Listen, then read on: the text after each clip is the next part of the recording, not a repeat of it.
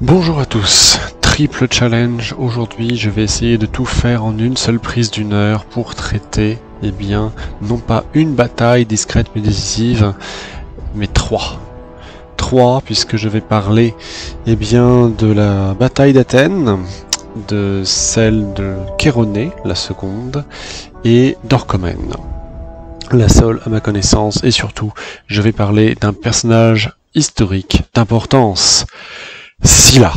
Et à ce seul nom que je prononce, l'histoire se déchire en deux camps opposés, ses partisans d'un côté, ses détracteurs de l'autre, et de son vivant comme de sa postérité, cet homme politique et général romain d'exception n'a pas cessé d'intriguer et de diviser tout ce qui était à la fois ses chroniqueurs, ses historiens, ses adversaires politiques, ses rivaux, et il aurait été dommage de ne pas faire cette chronique des batailles discrètes mais décisives sans parler de Scylla, même si à titre personnel, je ne l'aime pas. Mais je suis obligé de lui réserver une place de choix, puisque nous allons voir très vite que ce personnage historique a réalisé de très grandes choses, ainsi que de très cruelles choses.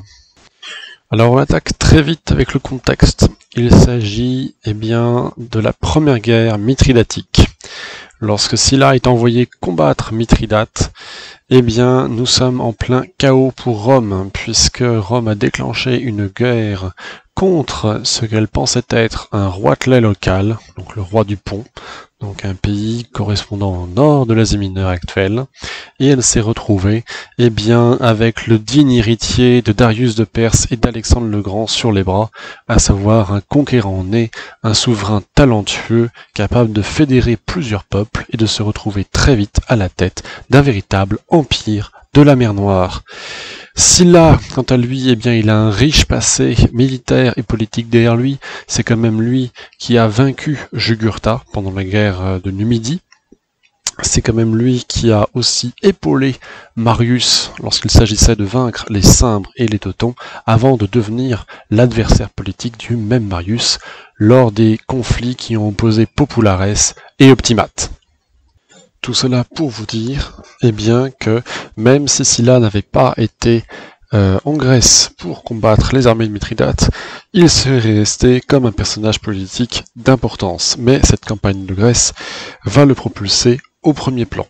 Alors j'oublie aussi, ou plutôt je passe sous ellipse, la guerre sociale, ainsi que la fédération des cités alliées à Rome, qu'a réalisé Scylla. Bon, il l'a pas réalisé seul, mais il a joué un rôle de premier plan pour redonner, de l'unité à la péninsule italienne dans les années -80. Ce qui est particulier dans cette campagne de Grèce, c'est que Scylla ne va pas affronter Mithridate lui-même, mais un de ses très bons généraux en la personne d'Archélaos. Alors Archélaos, si vous en souvenez, il était déjà présent à la bataille de la rivière Amyas, et c'était l'un des 4 artisans de la victoire. Comme quoi il n'affronte pas n'importe qui. Et à chaque fois, à Athènes, à Chéronée et à Orchomène, ce sont des duels entre Scylla et Archélaos, avec bien sûr d'immenses armées à leur côté. Enfin, quand je parle d'immenses armées, je parle peut-être pour Archélaos, qui va toujours commander entre 80 000 et 120 000 hommes. Un petit peu moins à Athènes, vous verrez pourquoi. Quant à Scylla, c'est une toute autre histoire. Il est parti avec seulement 40 000 hommes en -86 pour assiéger Athènes, qui est la première ville en fait d'importance pour déverrouiller un petit peu le cœur du monde grec. Et 40 000 hommes, ce n'est pas beaucoup. Alors pourquoi n'a-t-il pas plus d'hommes avec lui? Pour plusieurs raisons. D'une part parce que la piraterie qui était alliée à Mithridate a ruiné le commerce de la République, parce que Mithridate, durant la première phase de la guerre, a conquis des provinces très riches qui étaient pourvoyeuses d'impôts pour la République romaine, et donc en fait la République romaine a eu beaucoup de difficultés financières pour équiper et pour payer la solde de plusieurs légions. Alors l'armée romaine n'est pas totalement professionnelle à cette époque, néanmoins, on commence à voir dans simplement les écrits des sources antiques, eh bien que si les légionnaires n'ont pas d'argent en race campagne, ils ne se battent plus pour leurs généraux. Alors c'est vrai quand on regarde ce qui se passe du côté de Lucullus, dans les années moins 60. Pour Sylla, c'est un peu différent. Il y a un mélange de fortes convictions politiques et de solde qui est parfois donné sur les deniers de la République, parfois sur le pillage. Donc c'est quand même présent. La Légion romaine n'est plus seulement une armée de citoyens, mais aussi une armée de partisans qui suivent farouchement leurs généraux. Voilà, c'est un peu la métamorphose qui s'opère à ce stade, parce que simplement, eh bien, les soldats qui ont servi sous Sylla, eh bien, l'ont connu depuis les guerres de Jugurtha et l'ont suivi pendant tous les conflits de politique interne qu'il y avait à Rome. La deuxième raison pour laquelle Sylla n'a pas plus d'hommes, c'est qu'il a été déclaré ennemi public par ses opposants qui ont pris le contrôle du Sénat en son absence. En effet, le parti des populaires contrôle Rome durant les années, je crois, moins 87, plus ou moins, vu qu'il y a des rebondissements un petit peu rocambolesques, et l'année environ moins 84, moins 83, si mes souvenirs sont bons, puisque le retour de Sylla sera aussi terrible. Donc vous voyez, ça place Sylla dans une situation délicate, puisqu'il est sommé par la République, dont il avait le contrôle, de châtier Mithridate pour ses nombreux crimes, puisqu'il avait massacré des Romains, et conquis bien sûr des provinces richissimes. Et en même temps, Sylla est une sorte de commandant renégat, désavoué par la République, qu'il ne contrôle plus. Situation extrêmement périlleuse.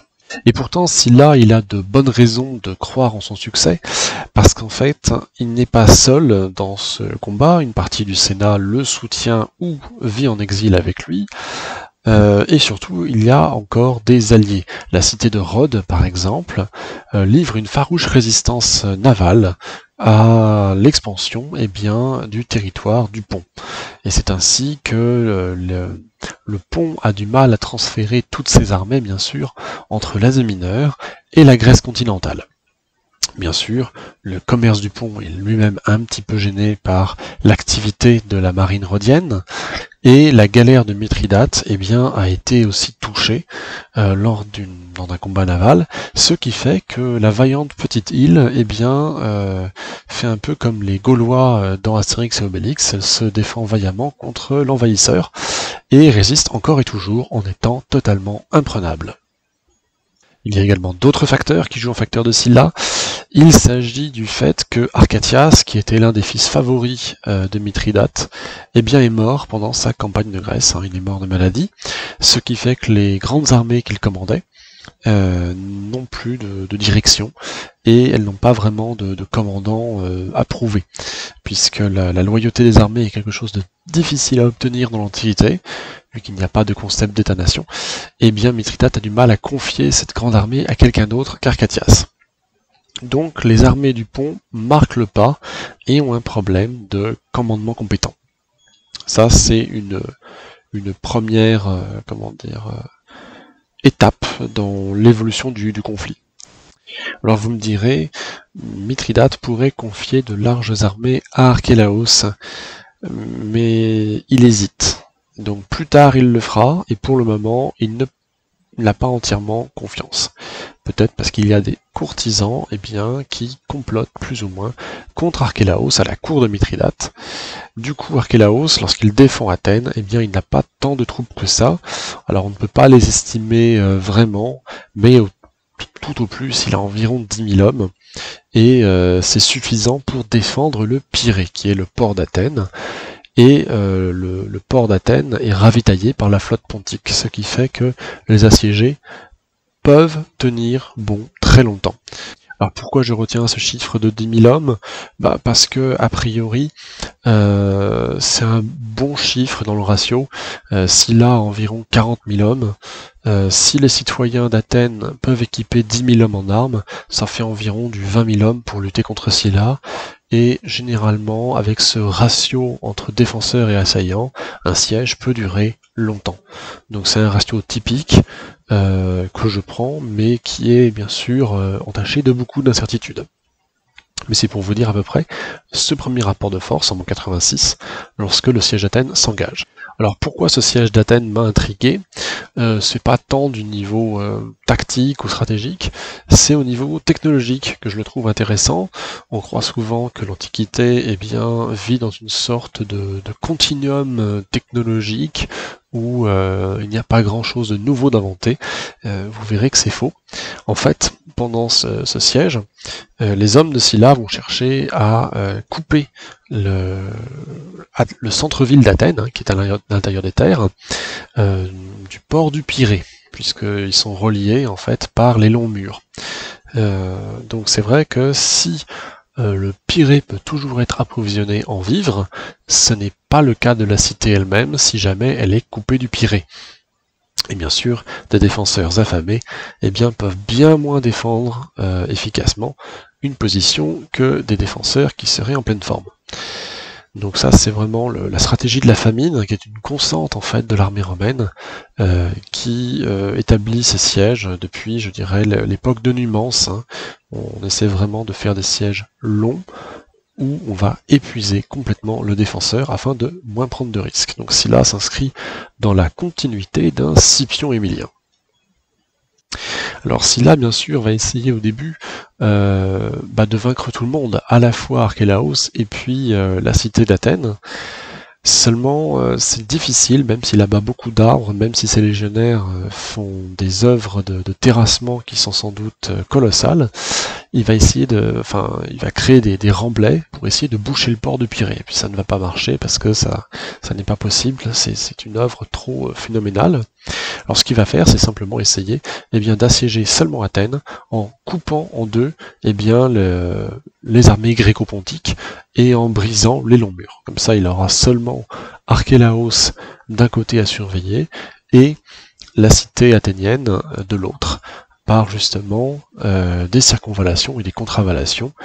Si vous croyez que César était le seul à faire ça à Alésia, eh bien non, il s'agit d'une technique que l'armée romaine maîtrise depuis l'époque de Scipion Émilien et qu'elle a appris auprès des Numides. Alors comment les Romains s'y prennent-ils concrètement pour prendre possession des longs murs? Ils vont faire comme dans tout ce que l'on connaît niveau cliché et images reçues. Ils vont essayer de faire des tours de siège, ils vont essayer bien sûr de donner l'assaut, et ça ne marche pas puisque les Grecs se défendent avec des frondes, des javelots, des flèches enflammées, tout ce qu'ils peuvent, et même des contre-tirs de catapultes, ils en ont aussi. Et donc la brèche, bien sûr, n'est jamais atteinte. Ce que vont faire les Romains ensuite, c'est qu'ils vont faire des techniques spartiates que Sylla connaît, même si ce n'est pas un philhellène. Ils vont essayer de faire des sapes au niveau des soubassements, donc des murs, et d'incendier en fait ces fondations des fortifications athéniennes. Alors, lors de l'incendie, bien sûr, les défenseurs essaient bien sûr d'éteindre le feu, mais ils ont aussi des techniques innovantes, comme le fait d'essayer d'enduire les murs d'une sorte de plâtre contenant de la pierre d'Alain. Alors, cet Alain a des propriétés de retardateur de flamme, ce qui veut dire que le feu prend moins vite dans tous les cas, ce qui peut donner plus de temps aux défenseurs pour repousser l'assaut et éteindre le feu. Et aux grandes dames des Romains, cet incendie qu'ils essaient de créer ne prend pas. Qu'à cela ne tienne, les Romains ont aussi leur technique, puisqu'ils vont utiliser de la résine de pin et du soufre pour justement attiser la conflagration de flammes qu'ils vont recréer. Et là, effectivement, ça va marcher.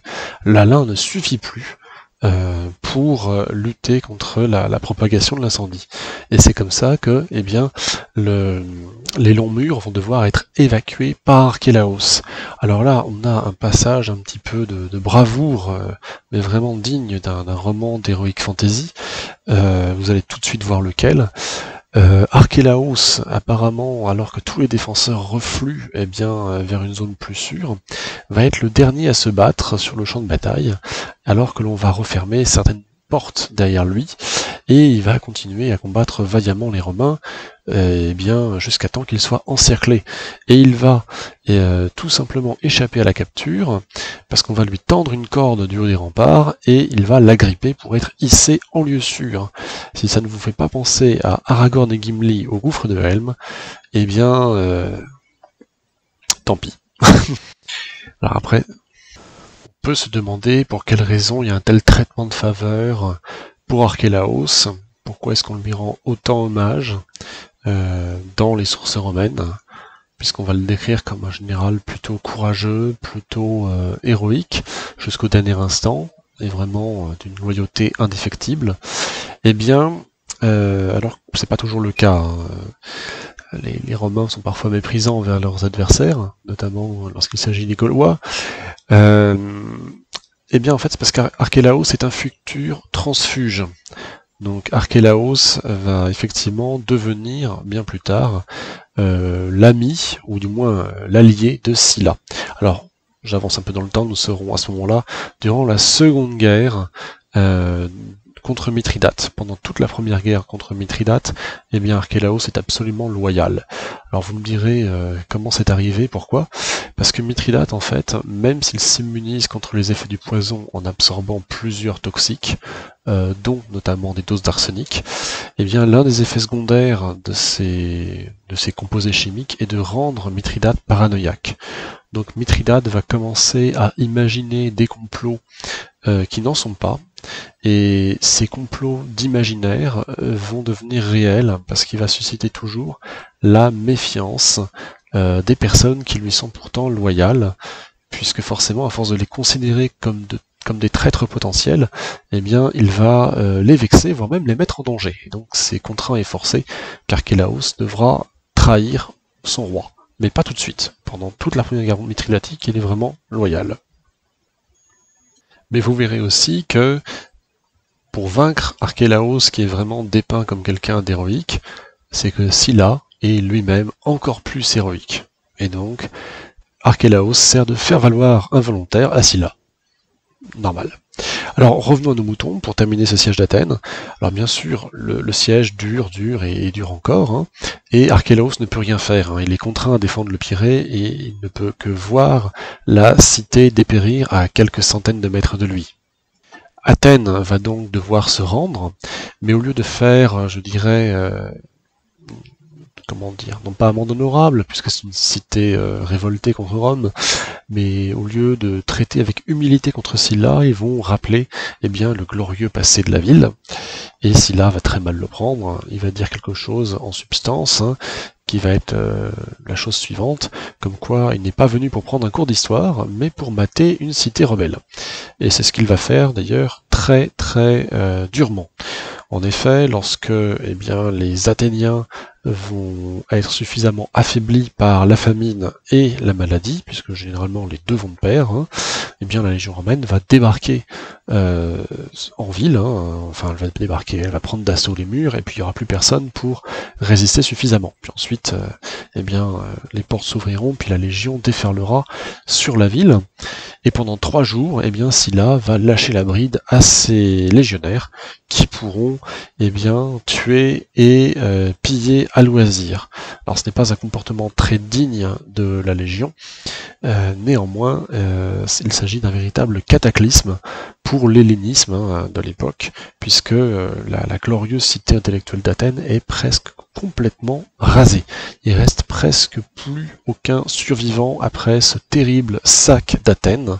Alors j'exagère peut-être un peu, il reste peut-être quelques dizaines de milliers de personnes, mais c'est vraiment presque rien par rapport à Athènes qui s'évaluait, je pense, en termes de population, en centaines de milliers de personnes.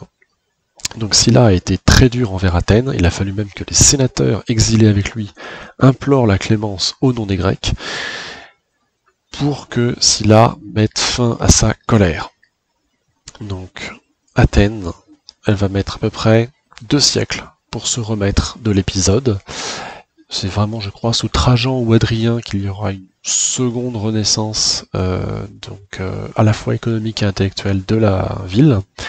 Et cela va aussi expliquer pour quelles raisons la Grèce va rester une province extrêmement loyale dans l'Empire romain, de peur de représailles, qui aurait pu être au moins égale à celle de Sylla. Aujourd'hui, on a tendance à complètement oublier cette féroce répression qui est tombée complètement dans l'oubli, peut-être pour ne pas justement entacher l'œuvre civilisationnelle de la République puis de l'Empire romain, mais la conquête, ou plutôt la reconquête de la province de Grèce puis d'Asie mineure, elle a été extrêmement sanglante. Alors que fait Archélaos ? Il sait que ça sert à rien de tenir le Pirée si jamais la ville n'existe presque plus, donc il va s'enfuir pour combattre avec d'autres troupes. En effet, il va pouvoir disposer à peu près des 100 000 hommes que commandait Arcatias. Donc il va pouvoir livrer le combat en Grèce continentale, quelques mois plus tard, lors de la seconde bataille de Chéronée, contre Sylla. Et il aura à ce moment-là entre 80 000 et 120 000 hommes. Et 120 000 hommes. Alors désolé pour le flou qui existe sur les chiffres, parce que suivant les sources, certains vont magnifier l'œuvre de Sylla et d'autres vont relativiser sa capacité tactique et militaire en disant que certes oui, l'armée que commandait Archélaos était impressionnante, mais peut-être pas à ce point. Quant à Sylla, lui, il a toujours, très probablement, 35 000 hommes environ, tout au plus, peut-être 30 000, c'est encore une fois difficile d'estimer, parce qu'il a quand même peut-être un petit peu de renforts, soit locaux, soit d'exilés, qui viennent compenser les pertes de son armée, parce qu'on peut quand même imaginer que le siège d'Athènes a entamé légèrement les réserves de ses légionnaires, mais il dispose toujours d'une petite armée. Solide, bien entraînée, cohérente et homogène. C'est ce qui va faire sa force pour cette seconde bataille de Chéronée. Alors certains me diront, pourquoi est-ce que je parle de la seconde bataille de Chéronée ? Eh bien parce que la première a été livrée par Philippe II de Macédoine, le père d'Alexandre le Grand, en moins 338, si mes souvenirs sont bons. Alors cette seconde bataille de Chéronée, elle a lieu quelque temps après le siège d'Athènes, et pour faire simple, puisque suivant les sources, on a vraiment l'impression de voir plusieurs batailles très différentes en termes de manœuvres, d'équipement et de capacité, je vais essayer de prendre une ligne médiane entre tout ce que j'ai pu lire pour ne livrer que l'essentiel. Donc je suis sûr que certains d'entre vous auront eu vent de certains détails et que je vais passer sous silence pour ne pas faire trop long. Mais voilà, je vais essayer de faire vraiment l'essentiel de cette bataille de Chéronée. Elle a lieu donc dans une plaine un petit peu étroite, qui est vraiment entre deux montagnes, c'est presque un défilé. Il y a des cours d'eau, et toujours pour vraiment résumer, Archélaos a une immense armée, vraiment. Estimons-la à environ 120 000 hommes pour vraiment magnifier l'œuvre de Sylla. Cette armée vient de toutes parts en fait dans le royaume du Pont et ses alliés. Donc il y a des Thraces, il y a des hommes de Colchide, il y a des semi-barbares, il y a des Grecs, il y a des Pontiques, il y a des plus ou moins Perses, il y a tout ce qu'on voudra. Et donc le grand inconvénient de cette armée, il y a des Arméniens aussi probablement, le grand inconvénient de cette armée, c'est qu'il y a plusieurs langues qui coexistent et que tous les sous-officiers ne sont pas aussi doués qu'Archélaos, autant en termes de logistique que d'approvisionnement, que de commandement, et la traduction des ordres passe par des interprètes, ce qui multiplie les sources d'erreurs possibles. Néanmoins, Archélaos pense qu'il est en sécurité, en hauteur, à l'intérieur d'un camp retranché. Donc a priori, il ne s'attend pas à une attaque d'un adversaire 3 fois inférieur en nombre par rapport à lui. Sylla, lui, il a fait travailler ses légionnaires, hein, avec lui vraiment le légionnaire devient un terrassier, et il a fait creuser des tranchées, il a fait ériger bien sûr une palissade autour de son camp, pour ne pas être attaqué, et grand bien lui a pris. Et en fait, c'est lui qui va prendre l'initiative de livrer le combat. Son mouvement majeur consiste à envoyer ses éclaireurs pour prendre position en hauteur par rapport à un petit fortin qui défend l'aile droite d'Arcalaos. Donc tout le monde n'est pas concentré bien sûr sur la même ligne, mais ce petit fortin avancé est une sorte de position stratégique cruciale pour les Gréco-Pontiques. Et Sylla et ses éclaireurs vont faire dévaler des rochers sur cet avant-poste. Il en résulte bien sûr une panique des Grecs qui le défendent, et ils vont se mettre à battre en retraite vers le reste de l'armée d'Archélaos, sans doute dans une grande confusion, en criant énormément, ce qui va alerter bien sûr Archélaos. Parce que forcément, cette avalanche de rochers se fait avec grand fracas et va parsemer sans doute la plaine d'accidents de terrain, puisque j'imagine qu'ils vont rouler encore un peu plus bas. Mais voilà, c'est à peu près ce que l'on peut imaginer. Naturellement, l'armée d'Archélaos réagit promptement, tout le monde veut en découdre pour éviter de céder à cette panique. C'est-à-dire que si jamais on laisse impuni cet acte d'éclat, c'est aussi livrer ensuite combat dans de mauvaises conditions contre un adversaire de la trempe de Sylla. Donc ce que va faire Archélaos apparemment, qui paraît être un petit peu trop bouillonnant, c'est de dépêcher son armée en dehors de son camp pour se déployer en ordre de bataille. Alors ça, je ne sais pas si c'est une véritable erreur, mais peut-être qu'il veut le faire trop vite pour répondre à l'attaque romaine. Alors certains auteurs antiques précisent qu'il aurait mieux fait de défendre son camp. Oui, peut-être, mais on peut aussi imaginer que Sylla aurait pu faire rouler d'autres rochers contre son camp. Je ne sais pas. Mais bon, dans la hâte, l'armée gréco-pontique se déploie et va se déployer suivant un standard assez classique, hein, les ailes de cavalerie à l'extérieur et puis la ligne d'infanterie au centre. C'est vraiment un mimétisme par rapport à la Légion. Ce qui se passe ensuite diffère un peu des auteurs à l'autre, puisque certains auteurs vont se concentrer sur ce qui se passe directement au centre, les mouvements de cavalerie étant un peu inutiles.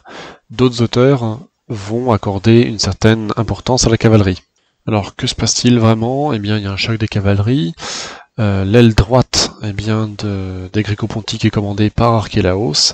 Il affronte Murena, l'un des lieutenants de Sylla, sur l'aile gauche romaine, et il a l'avantage contre Murena. Donc en fait l'aile gauche romaine recule un petit peu. Ce qui va permettre à Archélaos d'imaginer un mouvement en U où il pourrait prêter assistance à sa propre aile gauche qui est en difficulté contre l'aile droite romaine commandée par Sylla, le fameux, on va dire, dilemme classique des armées de l'Antiquité lorsque l'aile gauche est toujours commandée par des personnalités un peu de moindre plan, enfin de moindre importance on va dire, et moins bien équipées par rapport aux ailes droites. Donc ce mouvement en U, moi il me fait penser à ce que fait Condé à Rocroi, bien des siècles plus tard, mais en passant par son propre camp plutôt qu'en passant par le camp de l'adversaire. Ce qui fait que la manœuvre est à peu près symétrique, mais n'est pas couronnée de succès. Mais surtout c'est un pari risqué à chaque fois, puisque Archélaos va se priver de voir le mouvement d'ensemble de la bataille pendant cette manœuvre un petit peu longue et compliquée qui va essouffler sa cavalerie.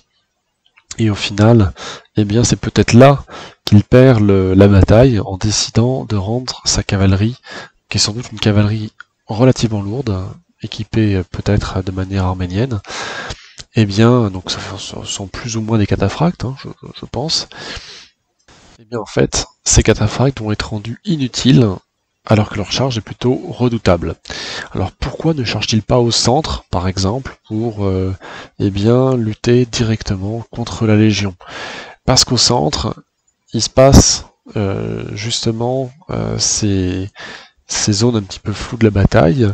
Il y a encore sans doute les fuyards du fortin qui sont en train de hurler et de courir pêle-mêle sur le champ de bataille en mode ah, aidez-nous, au secours, ne chargez pas, on veut se mettre à l'abri d'abord.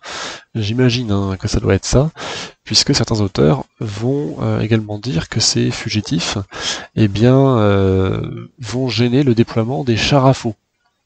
Alors, les chars à faux sont donc déployés en avant de la phalange, parce que il faut donner le temps à la phalange de former ses rangs. Donc en fait, la phalange d'Archélaos est à ce moment-là tout sauf en ordre de bataille.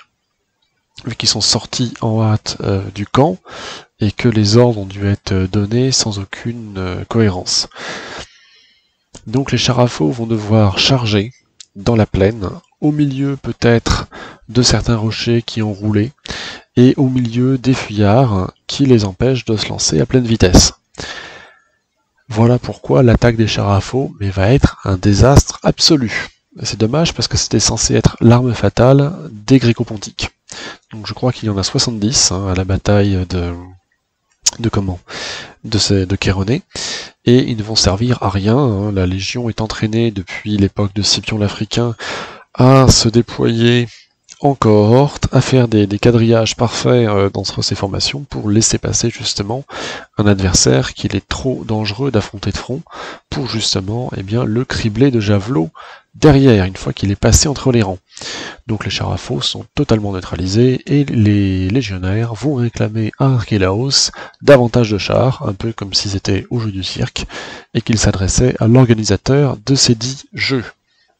Alors voilà, c'est un petit peu humiliant pour Archélaos, mais on voit bien à ce moment-là que le char à faux est une arme totalement obsolète, et que sa victoire contre toute attente à la rivière Amnias était vraiment à contre-courant de l'histoire. Voilà pour le char à faux, la parenthèse est close.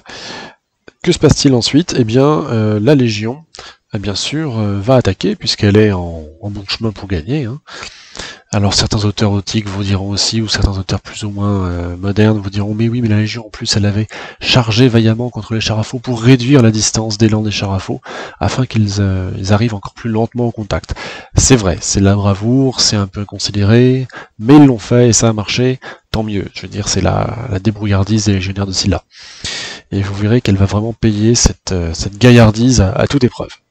Donc la Légion va attaquer bien sûr les troupes gréco-pontiques, et c'est là où on arrive aux interrogations typiques de la période hellénistique tardive, puisque les auteurs antiques vous parlent joyeusement de phalange, et la phalange, vous le savez, si vous suivez mes épisodes, eh bien c'est une formation à géométrie variable, puisqu'on parle de phalange pour les hoplites, on parle de phalange pour l'armée macédonienne, on parle de phalange pour les sarissophores de l'époque hellénistique, et aussi de phalange pour les formations tardives de cette même période hellénistique où il n'y a plus d'usage confirmé de la saris, mais de lances plus courtes qui rappellent celles de l'hoplite, sauf que on appelle ces fantassins grecs des turéophores, qui ressemblent assez aux hoplites, sauf qu'ils sont un peu plus polyvalents. Ce sont à la fois des troupes d'escarmouche, puisqu'ils peuvent lancer un javelot, et des troupes de contact, puisqu'ils se débrouillent plutôt bien au glaive. Maintenant, à quoi ressemble cette armée gréco-pontique? Eh bien, on ne peut faire que des suppositions par comparaison. D'une part, il semblerait que les premières lignes aient été faites de vaillants peltastes, d'anciens esclaves affranchis par Mithridate qui étaient déterminés et prêts à en découdre avec la Légion romaine. En effet, ils ont tenu plusieurs heures contre la Légion et ont fait des merveilles, puisqu'on n'attendait pas autant de la part des esclaves, du moins des affranchis. Et donc les peltas, ce sont des fantassins légers, équipés d'un javelot, d'un petit bouclier et d'un glaive. Comme quoi, cette infanterie légère a réussi à faire quelque chose, de nettement plus, elle a réussi à se débrouiller au-delà des espérances face à la Légion. Mais ça n'a pas suffi, puisqu'on dit aussi que les légionnaires ont réussi à massacrer cette première ligne pour se frayer un chemin jusqu'aux véritables soldats. Alors, les soldats, gréco-pontiques, c'est amusant, puisque la Légion au début est impressionnée à la vue de ces soldats qui ont des boucliers de bronze, qui sont richement décorés, tout est rutilant, bien lustré, ça reflète la lumière du soleil, et donc en fait ça en jette. Et les légionnaires sont impressionnés, parce que dans la culture romaine, on décore un soldat qui s'est vaillamment comporté sur le champ de bataille, donc ils ont l'impression d'affronter une sorte d'élite d'élite. Ils se disent « Ouah la vache, ils sont décorés vraiment... de manière incroyable, ça doit être des super champions sur le champ de bataille. » La culture grecque ou orientale, au contraire, c'est le contraire.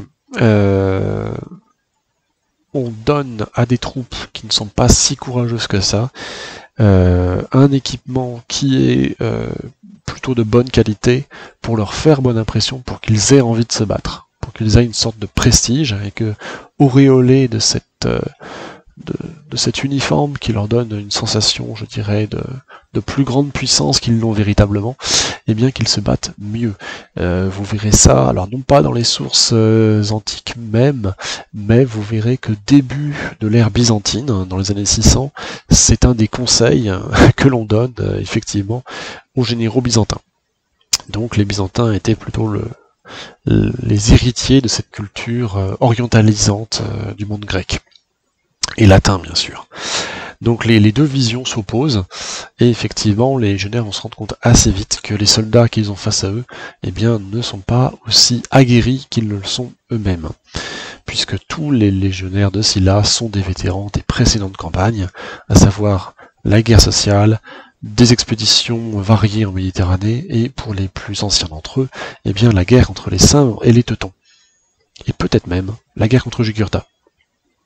Mais à quoi ressemble véritablement cette phalange plus lourde, on va dire, de Mithridate, enfin plutôt des forces gréco-pontiques? Je vous l'ai dit, ça peut très bien être des turéophores un petit peu mieux armés, un peu plus lourdement armés. Mais il n'est pas exclu que certains d'entre eux aient été équipés de saris. Je dis bien, il n'est pas exclu, puisqu'on parle de calcaspides, ou de calcaspides, donc les fameux boucliers de bronze, qui eux sont une formation héritière de l'ère macédonienne, où il y avait des saris et des boucliers de bronze. Donc c'est possible qu'il y ait des sortes de troupes d'élite, encore équipées de saris, qui viennent consolider le front aux endroits les plus durs. Le problème d'une phalange, c'est que quand ce n'est pas généralisé, le hérisson de pique, en fait, n'est pas aussi efficace, puisque les piques sont orientées seulement vers l'avant, on ne peut pas lutter sur le côté, et donc il suffit que la Légion s'infiltre dans des rangs un petit peu moins bien défendus pour combattre la phalange sur le côté, qui devient aussi vulnérable qu'une tortue sur le ventre.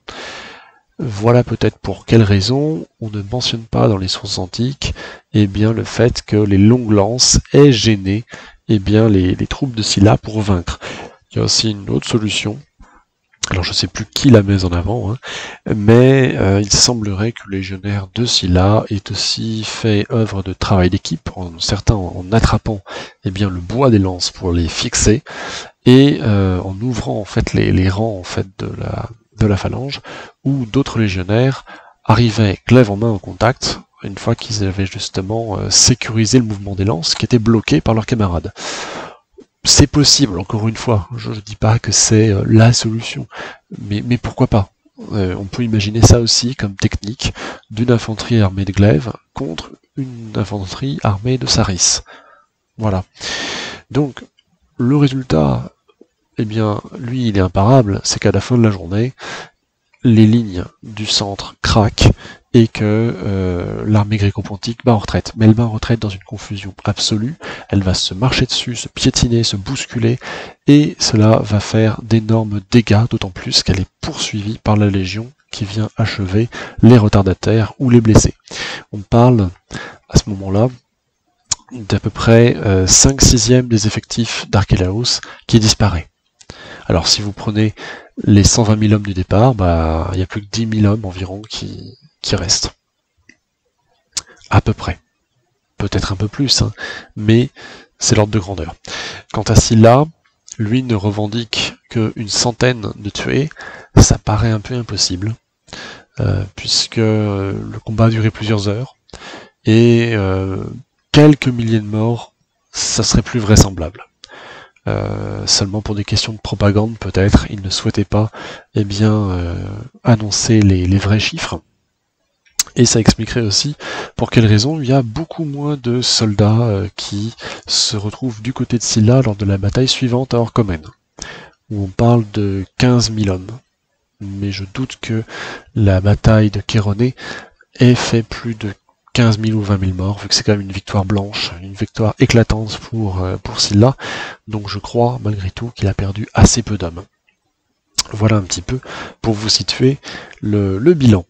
Que se passe-t-il ensuite? Eh bien nous arrivons à Orcomen en -85, qui est le chapitre final de cette lutte entre Archélaos et Silla. Alors là c'est beaucoup plus compliqué de décrire le contexte, puisque la République romaine, donc aux mains du Parti des Populaires, à ce moment-là je crois que c'est déjà Cinna qui est en place.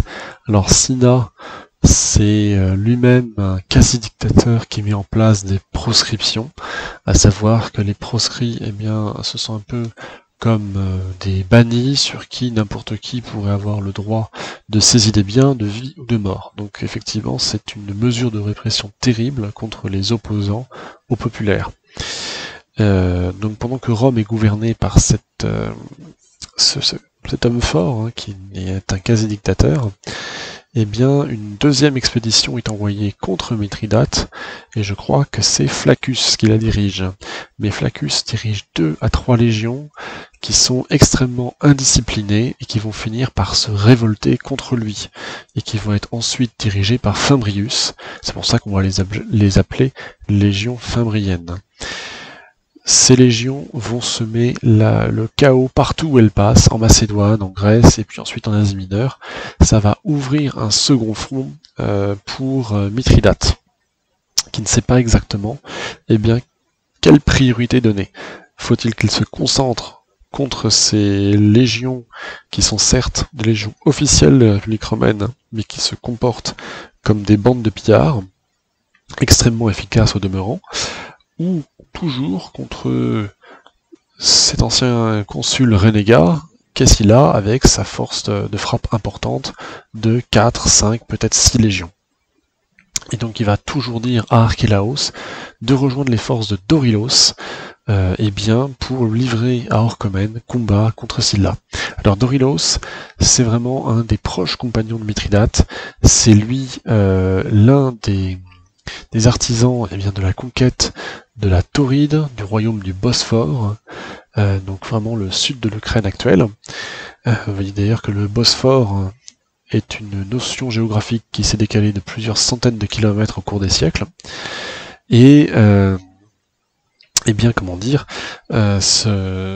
Dorylos va adjoindre ses forces à Archélaos. Archélaos va donc commander quelque chose comme 80 000 hommes à Orcomen, et il ne reste plus vraisemblablement que 15 à 30 000 hommes à Silla. Moi je pense surtout qu'il va terminer la bataille avec 15 000 hommes, vous verrez pourquoi, et qu'il la commence avec 30 000. Cette bataille d'Orcomen, je vais aller très vite. Il s'agit presque d'une redite de la seconde bataille de Kéroné, mais sans le relief. Ou avec une petite variante, il ne s'agit pas de montagne, mais d'un lac et de marais. Donc vous voyez, c'est à peu près la même chose. On a un terrain relativement, non pas accidenté, mais piégeux pour la cavalerie. C'est donc l'infanterie qui va faire la différence. Et Silla va encore une fois demander à ses légionnaires de creuser des remblais et des tranchées, pour justement se prémunir contre les charges de la terrible cavalerie gréco-pontique, qui est aussi une cavalerie arménienne. Enfin, il y a sans doute un petit peu des prés entre royaumes, mais c'est une cavalerie très proche des cataphractes. Même si on n'est pas toujours certain de l'équipement exact, mais ça veut dire une cavalerie qui charge très très bien et qui peut causer de gros dégâts à l'armée romaine, qui n'est pas équipée pour lutter contre une cavalerie lourde. Alors, à noter que Silla, toujours pour les amateurs de petits détails, n'a pas équipé ses légionnaires exactement comme Marius, avec la fameuse modification du pilum. Marius, vous savez, il avait modifié le pilum pour qu'il se brise à moitié au contact. Ce n'est pas le cas pour les légions de Scylla. Ce pilum, normalement, est un peu plus solide, ce qui peut leur permettre de s'en servir comme une sorte de lance. On ne sait jamais, ça peut toujours aider. Mais voilà, le décor est planté pour cette ultime bataille qui va durer plusieurs jours, hein, entre Archélaos et Scylla. Au niveau des mouvements, c'est à peu près la même chose au début. On a toujours la cavalerie sur les côtés, l'infanterie au centre, mais ce qui va vraiment changer la donne, eh bien, il ne s'agit pas d'une quelconque manœuvre, puisque la cavalerie va cette fois-ci charger vraiment la légion, alors qu'elle est encore en train de creuser ses tranchées de fortification.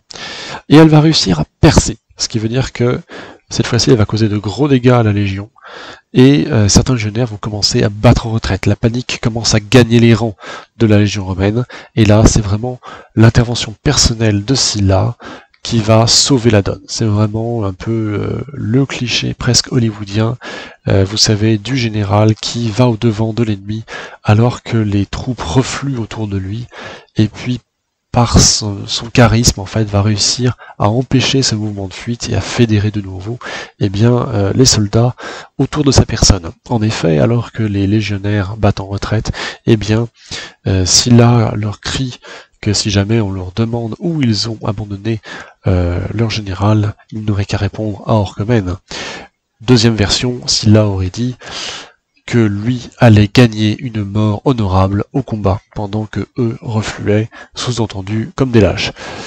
Et effectivement, ça va payer. Entre le courage et puis je dirais l'habileté au combat personnel de Sylla, puis de sa garde rapprochée, eh bien,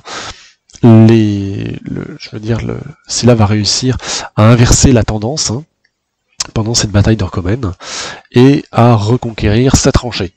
Puis ensuite à la consolider toujours avec l'œuvre de légionnaires plus frais, capables de tenir la ligne, et puis ensuite de terminer les travaux de fortification. Une fois qu'il y a cette défense spectaculaire de réaliser, eh bien en fait, les Romains vont contre-attaquer, ils vont effectivement lancer des javelots contre la cavalerie, contre la phalange gréco-pontique, et les Grecs ne s'attendaient visiblement pas à cette volte-face. Ils vont effectivement être gênés, ils vont pas réussir à se coordonner, il y a toujours ce problème de la multitude de langues dans l'armée gréco-pontique, et donc finalement la Légion se déploie mieux, contre-attaque mieux, et va provoquer le même mouvement de panique qui avait eu lieu à à la seconde bataille de Chéronée, et en gros les les gréco-pontiques vont tout simplement se noyer dans les marais en battant en retraite. Alors on parle même d'archers pontiques qui auraient été tellement mal en point dans la mêlée que, puisque les troupes de contact avaient disparu, qu'ils étaient obligés de rassembler des flèches en faisceaux dans leurs poings et de s'en servir comme d'une épée. Bon, c'est pour vous dire la situation totalement non prévue par les troupes de jet qui étaient obligées de se battre comme des troupes de contact avec ce qu'elles avaient. Vous imaginez bien que ça ne devait pas être très efficace. Ajoutez à cela aussi que les 80 000 hommes initiaux du côté pontique étaient malades, puisque en fait l'hygiène du camp d'Archélaos était très sommaire, toujours pour les mêmes raisons que j'ai évoquées précédemment, c'est-à-dire que si jamais les généraux grecs pouvaient, on va dire, veiller à de l'ordre dans leur propre camp, eh bien leurs alliés qui étaient à moitié barbares n'avaient pas cette notion de l'hygiène, de l'approvisionnement, de l'administration du camp, et donc forcément l'épidémie se déclarait de leur côté, puis se propageait ensuite à tout le reste de l'armée. Voilà pourquoi on peut expliquer que l'armée de peut-être 20 000 hommes au moment du plus fort des combats de Sylla arrive à terrasser celle de 80 000 d'Archélaos. Alors c'est une bataille qui dure plusieurs jours, puisqu'à la fin, c'est la Légion qui assiège toujours avec des tranchées ce qui reste du camp d'Archélaos. Donc il s'ensuit une sorte de combat de tranchées. Alors c'est étonnant, hein, quand on parle de combat de tranchées, on pense plutôt à 14-18, on pense pas trop à des batailles dans l'Antiquité, et des combats de tranchées qui sont très féroces, où il n'y a que visiblement 15 000 survivants du côté de Scylla. Et Archélaos est laissé pour mort. Ceci dit, c'est là où on est toujours avec ce rebondissement un petit peu presque trop vrai pour y croire. Archélaos se relève au milieu des morts quelques jours, enfin non pas quelques jours, mais 1 ou 2 jours plus tard, je sais plus exactement. Donc il revient à lui et il voit une galère pontique sur le rivage et il va nager jusqu'à elle pour regagner la sécurité des siens. Donc c'est pour vous dire encore une fois le côté extrêmement exceptionnel du courage et du physique sans doute impressionnant d'Archélaos.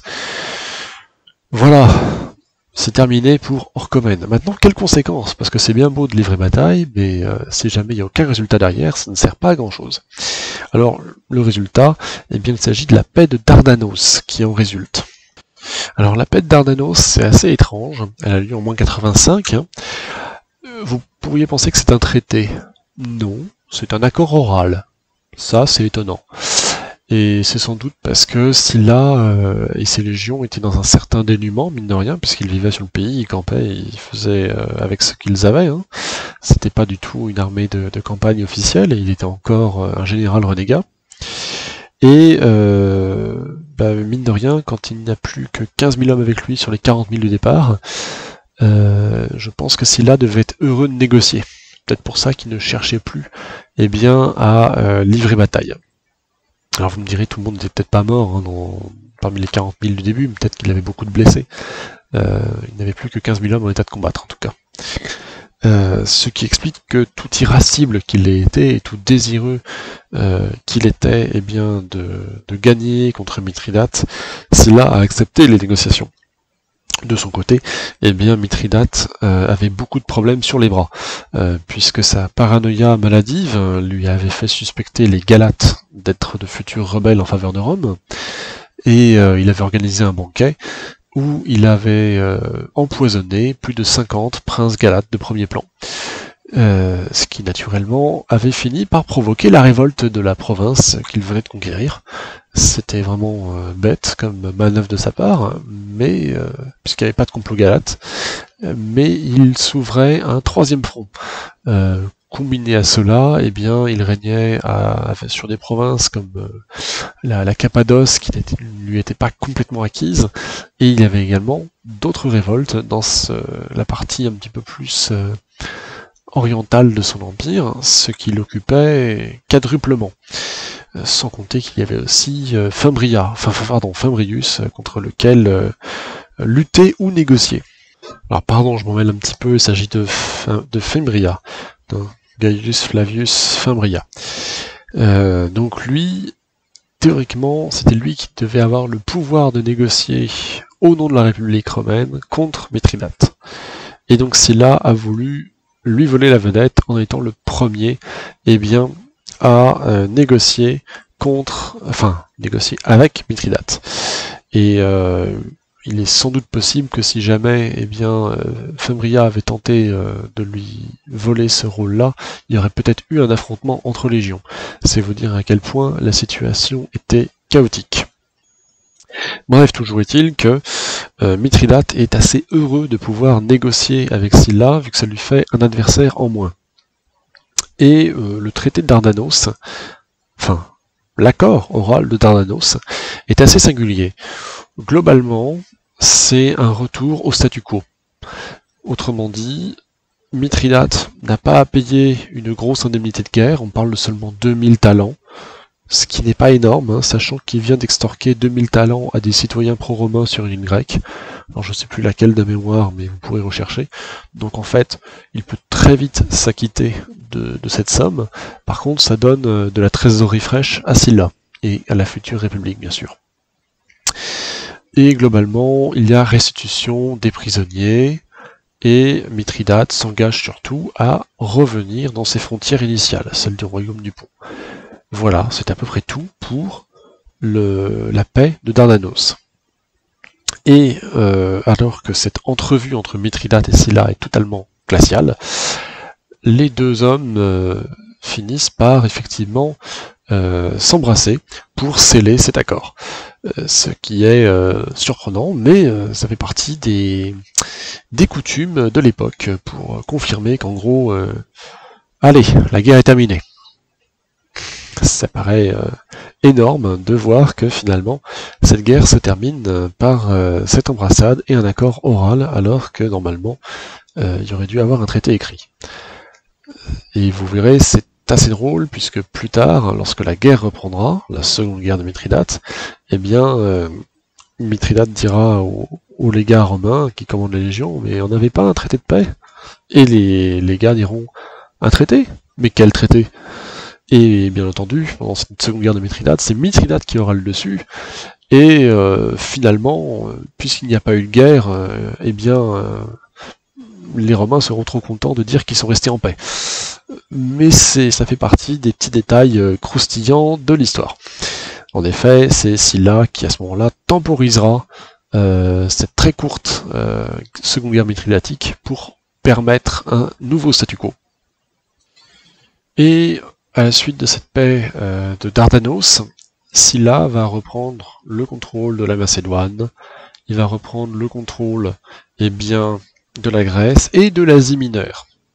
Il va aussi faire adhérer à lui les légions fimbriennes, qui vont être laissées comme garnison, en fait, ce qui va éviter les frictions entre simplement ces légions qui sont peu fiables politiquement et lui-même. Et il va vraiment mettre l'Asie mineure sous coupe réglée. C'est-à-dire que tous les anciens affranchis redeviennent esclaves, et toutes les cités qui avaient juré fidélité à Mithridate vont être durement touchées, en étant imposées très lourdement, en devant parfois mettre en gage leurs édifices publics pour payer un énorme tribut à Sylla. Et quand je dis un énorme tribut, je parle de 20 000 talents. Alors, c'est assez incroyable, parce que pour vous donner un ordre de comparaison, lorsque Carthage paye son indemnité de Seconde Guerre punique, on parle de 10 000 talents d'argent, hein, parce que sinon ce serait en talent d'or, ça serait pas possible. 10 000 talents, c'est énorme, c'est à l'échelle d'une nation puissante comme Carthage, certes vaincue, mais bon, c'est rare de demander plus. Lorsque l'Empire séleucide d'Antiochos III est vaincu après Magnésie du Scipile, il y a la paix d'Apamée, ou le traité d'Apamée. Là, on demande 15 000 talents à l'Empire séleucide tout entier, qui est quasiment encore à son apogée territorial. 3 000 talents tout de suite, 12 000 étalés sur plusieurs annuités. Donc au total, 25 000 talents pour, je dirais, des États de premier plan qui sont effectivement, qui peuvent absorber très difficilement la chose, mais qui peuvent encore le faire. Là, Sylla exige 20 000 talents tout de suite à la province rebelle, qu'il va vraiment mater avec une férocité et une sorte de cruauté financière qui n'a aucune limite, puisqu'il va faire de nouveau rentrer en esclavage une bonne partie de la population. Il va faire payer de leurs crimes les rebelles, crimes qui n'en étaient peut-être pas, hein, mais aux yeux de Sylla, si. Et donc cette Asie mineure qui était encore très riche du temps du royaume de Pergame, et même dans les premiers temps de l'occupation romaine, va être totalement anéantie. En fait, la charge pour payer un petit peu alors c'est pas une indemnité de guerre, mais ce prix de la rébellion va être tellement écrasant, puisque c'est vraiment à une petite province qu'on fait payer ce très lourd tribut, que la province tout entière va être sinistrée pendant environ 3 siècles et demi. Il va falloir attendre Dioclétien, puis les premiers temps de l'Église pour que des cités d'Asie mineure retrouvent un certain rayonnement économique et intellectuel. Donc vous voyez, Sylla c'est moins 80, et puis Dioclétien c'est 280. Donc il se passe 360 ans avant que la province ne retrouve son dynamisme. Ça, on oublie d'en parler, mais du moins, on peut trouver des traces du passage de Sylla, bien sûr, mais vraiment dans les ouvrages spécialisés de l'histoire. C'est-à-dire que, encore une fois, ce passage implacable de Sylla dans les provinces qu'il fait rentrer dans le rang à nouveau, aujourd'hui, il est très très peu connu. Bref, pourquoi fait-il cela, Sylla? Parce que on pourrait dire, mais c'est complètement bête, il est en train d'anéantir les futurs impôts de Rome. C'est pas si bête que ça si vous partez du principe que Sylla pense que Mithridate ne va pas respecter les termes de Dardanos, puisqu'en fait il va se créer une sorte de glacis de terre brûlée. C'est-à-dire que si Mithridate était devenu vraiment aussi fort pendant les premières phases de la guerre, c'est parce qu'il avait sous son contrôle l'ancien royaume de Pergame. Si ça devient une zone sinistrée, en fait, si Mithridate ne respecte pas cet accord oral qu'il a avec Sylla, il ne récupérera que des ruines, ou presque. Donc le vrai pouvoir financier, l'argent qui permet d'être en fait le nerf de la guerre, en finançant tout simplement la solde des légions et puis le déplacement via des navires, il va rester concentré dans les mains de Sylla. Et Sylla va pouvoir revenir en territoire italien avec plus de 20 000 talents à son service. Donc cet immense butin de guerre va remettre les finances de la République sur pied. Et c'est ça qui va permettre ensuite aussi à Sylla de reconquérir le pouvoir en Italie, puisqu'il y aura bien sûr des guerres sur le sol italien entre les partisans de Sylla et les partisans de Marius. C'est Sylla qui gagnera et qui deviendra dictateur de la République romaine en moins 82, si mes souvenirs sont bons. Alors, c'est vrai que la notion de dictateur est assez difficile à appréhender. Alors, je vais dépasser un petit peu de l'heure que je m'étais fixée, mais en fait, c'est une ancienne magistrature qui équivaut à celle de consul dans la République romaine. Normalement, on est dictateur pour 6 mois à 1 an, le temps de résoudre une crise. Sylla, lui, va être dictateur. Alors, vous me pardonnerez si jamais j'oublie la tournure exacte. Il va pas être dictateur à vie, mais il va être dictateur sans limite de temps. C'est un premier glissement vers un régime pré-impérial, dans le sens où il n'y a plus 2 personnes à la tête de l'État, mais une seule, et c'est lui qui va exercer vraiment l'autorité suprême, même s'il n'a pas encore tous les pouvoirs. Certains voient en lui le restaurateur de la République, et c'est vrai. Il va notamment, avec son parti, empêcher tout ce qui était dérogation au cursus honorum. C'est-à-dire que vous ne verrez plus 2 consuls élus, un consul élu 2 années consécutives. Ça n'arrive plus, ou plus pendant un certain temps après Sylla, ce qui était vraiment monnaie courante pendant la fin, on va dire, de l'influence de Marius. Et Sylla va jouer un peu sur l'équilibre des pouvoirs, va essayer de rétablir les institutions républicaines, mais il va aussi affaiblir le pouvoir tribunicien. C'est-à-dire que les tribuns de la plèbe vont quand même, je crois, perdre leur droit de veto. Alors ça peut être vu comme quelque chose de sain pour faire en sorte que les lois passent mieux, ça permet de mieux légiférer. Alors je crois en pratique, à moins que je confonde avec les institutions impériales. Donc, sous l'Empire, il n'y avait plus de tribuns. En fait, c'est ça, ils ont le droit de veto à condition que le Sénat leur ait accordé. Donc en gros, les tribuns de la plèbe peuvent se poser seulement si on veut. C'est une manière de ménager un petit peu leur susceptibilité, tout en les reléguant quand même au second plan. Et ça permet effectivement à Sylla de réformer la République. Et il en avait besoin. Que fait-il d'autre d'important? C'est c'est difficile à dire, mais il le fait aussi, ce sont les proscriptions, c'est-à-dire qu'il va reprendre le système initié par Cinna, l'un de ses prédécesseurs. Donc malheureusement c'est pas très glorieux. Il va à nouveau faire une liste de proscrits. Et Jules César, d'ailleurs, en fait partie, il va devoir partir en exil. Et alors bien sûr, il va y échapper, il n'est pas vraiment ciblé au premier plan, Mais en gros, la plupart des partisans marianistes vont être, non pas décapités, mais enfin, puisque c'est pas comme ça que les Romains procédaient, mais ils vont être condamnés à mort d'une manière ou d'une autre. Hein. C'est ça que ça veut dire vraiment les proscriptions. Et donc en fait, ça va créer beaucoup de sang neuf. C'est-à-dire que vous prenez la République des années moins 80, et bien à cause des proscriptions de Cinna puis de Sylla, il y a eu des populares en moins, des optimates en moins, le droit de cité romain a été accordé aux villes de province, c'est un nouveau Sénat qui va être formé. Nouveau Sénat, nouvelles alliances, des homo qui arrivent, hein, un futur Cicéron n'aurait pas pu s'exprimer avec autant d'éloquence si la place n'avait pas été laissée libre quelque part. Et il est possible que la figure de Cinna, bien sûr, ait marqué le futur Jules César. Hein.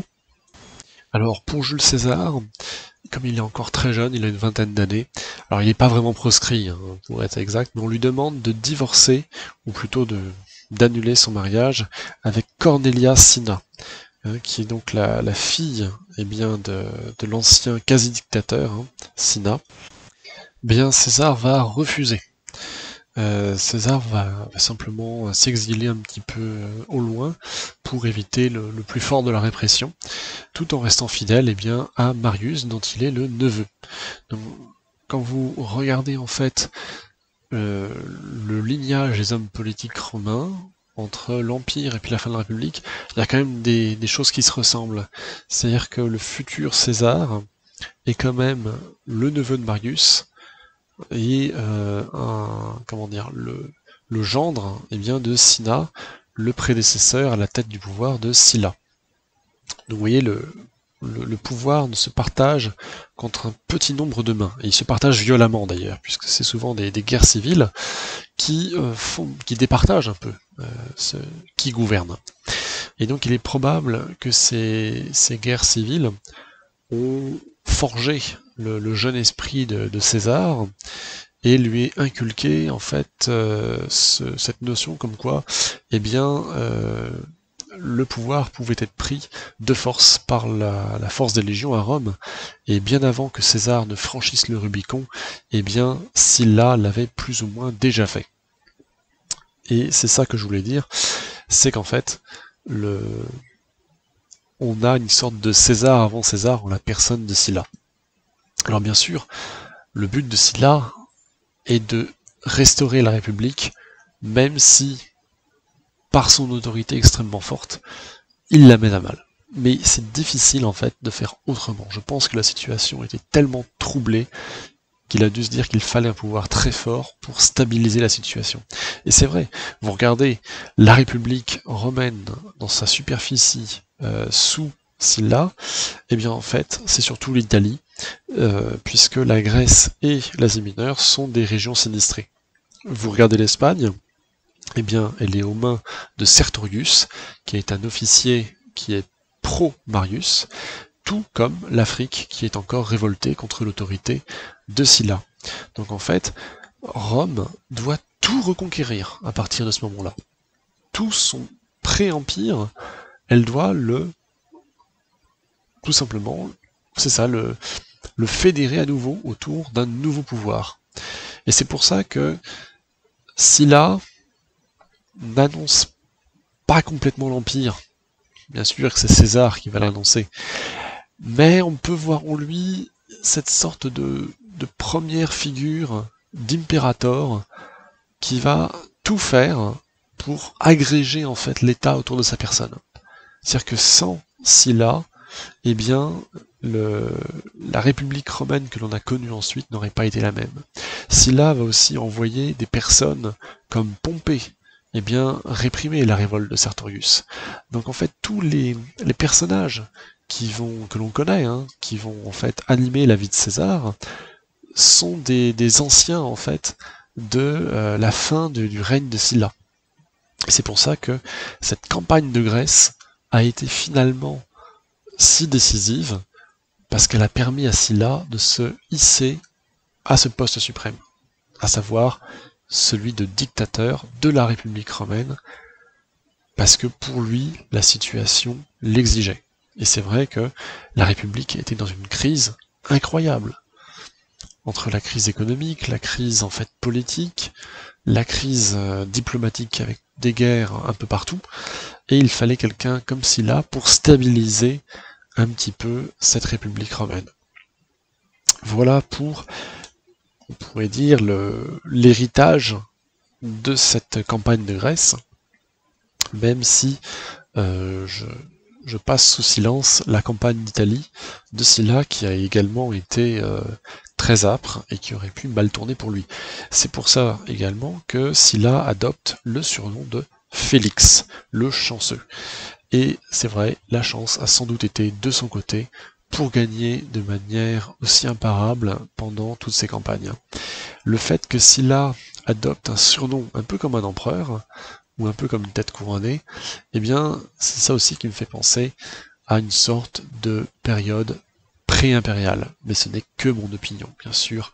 Il s'agit toujours de la République romaine. Mais voilà, c'est dans mon esprit, cette campagne de Grèce est juste incroyablement fondatrice pour la suite de la République romaine. C'est un moment charnière.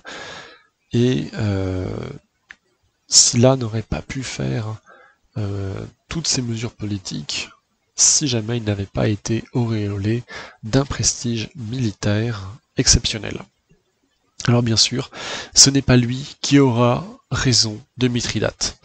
Vous verrez au cours d'un prochain épisode, je ne sais pas encore quand bien sûr, que le conflit contre Mithridate va durer encore très longtemps, puisqu'il va durer jusqu'au milieu des années 60, enfin des années moins 60, dans l'Antiquité, et que plusieurs personnalités de premier plan, eh bien, auront, comment dire, maille à partir, ou au contraire, noueront des amitiés avec des personnes, eh bien, de l'entourage de Mithridate ou contemporaine de Mithridate.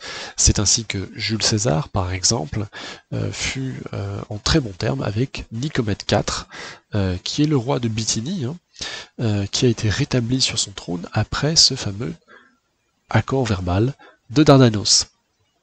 Et Pompée sera aussi celui qui finira par vaincre Mithridate. Voilà, je dirais des personnages historiques qui vous sont quand même nettement plus familiers. Voilà, c'est tout pour cet épisode extrêmement long. J'espère qu'il vous aura passionné autant que moi, du moins quand je l'ai fait et quand j'ai essayé de trouver toutes les implications et toutes les sources et tous les détails que j'ai pu. Et je pense que la prochaine bataille, soit je la ferai sur la Seconde Guerre Mithridatique, mais il n'y a pas tant de choses que ça à dire, soit je la ferai sur l'expédition malheureuse de Lucullus. En effet, si vous vous demandez à quoi ça a servi, eh bien, entre autres, à ramener le cerisier, eh bien, dans le monde méditerranéen. Mais c'est un peu plus, comment dire, un peu plus complexe que cela, mais on pourrait être un petit peu méchant avec Lucullus en ne disant que ceci. Non, plus sérieusement, je compte faire peut-être la Troisième Guerre Mithridatique, ou peut-être directement aller à la bataille de Car, avec Crassus contre les Parthes. À voir en fonction de l'inspiration et de ce que j'ai envie de faire. Je vous dis à bientôt pour un prochain épisode sur les batailles discrètes mais décisives de l'histoire.